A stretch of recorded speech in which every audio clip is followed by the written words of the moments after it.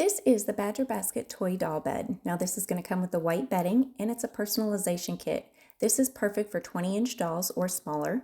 This is going to be white with the rose designs on it. And I'm going to show you real quick how to put this thing together. This is going to come complete with everything you need to build this little baby bed for a little girl. Now these are super simple, basic, explanatory. Here's the little cushions that's going to come, the little mattress. Everything is right here. All you'll need to have is a Phillips head screwdriver, and it's super quick and simple.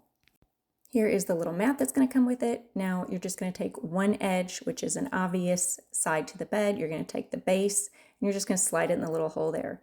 Then you're going to take your screws, and you're going to go ahead and attach the footboard, or you can go ahead and attach the headboard, whichever you prefer to do first. Here is the finished bed. Super simple, easy, took me about maybe 8 minutes to put together. Super adorable, perfect for a little girl, her bedroom, or as a gift. Highly recommend.